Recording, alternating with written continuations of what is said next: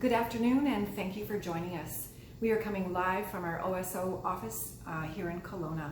My name is Geraldine Parent, Executive Director of the Okanagan Symphony Orchestra, and I am delighted to be here along with Rosemary Thompson to present our 21-22 season concert programming.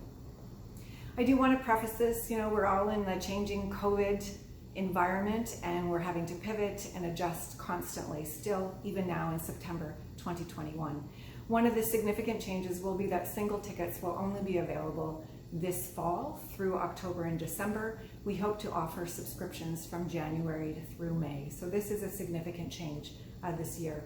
The other one is that the RCA, the Rotary Centre for the Arts, will be our official ticket vendor for our KCT and Cleveland audiences, both in Kelowna and Penticton.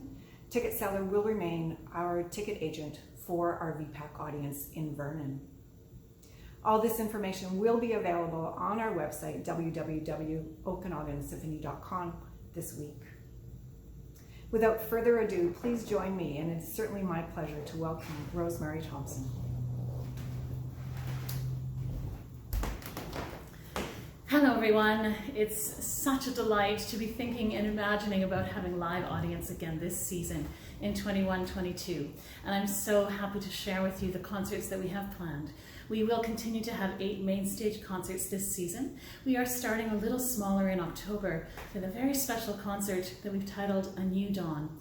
This will feature our local artist Giuseppe Fortier, an Incilchian singer-songwriter who is both heartbreakingly beautiful in her delivery and her creation, as well as quite hard-hitting in her messaging.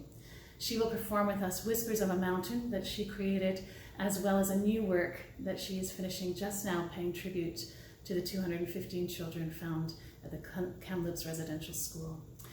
We've also paired some works on this program by local composers, and it's really a question of renewal and reflection, because we've all been through a lot over these last 18 months.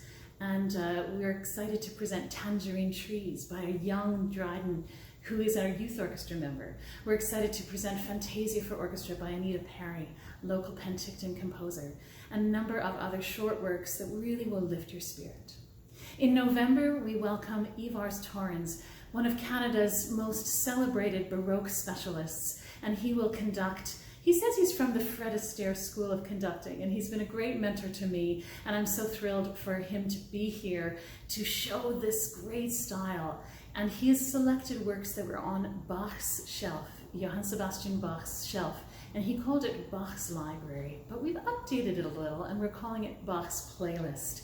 We'll feature several solos from our own OSO players. You don't want to miss the engaging and exhilarating personality that is Ivars Torrens. I can't wait to be in the audience with you. In December, we'll celebrate the season, the holidays, with the ukulele in a concert we've titled Ukulele Yuletide. And this is featuring James Hill, who grew up in the Langley Ukulele Club run by the Luongo family, and who's now become a dazzling virtuoso on this instrument. He and his wife, Anne Janelle, cellist, will join the OSO for a selection of seasonal hits in a way that you've never heard them before. We hope you'll bring your ukulele with us instead of audience sing-alongs. We'll have audience play-alongs. January is going to shine the spotlight on our own OSO soloists, and we're so thrilled to celebrate Carmen Doucette, our principal bassoonist. She's been with the orchestra for 10 years. She lives right in Armstrong, BC, and she'll be performing a work called Romp and Repose by the Canadian composer Ora Pon. The bassoon is an enigmatic and beautiful instrument. I played it for 2 years in middle school. You'll much rather hear Carmen Doucette play it so beautifully.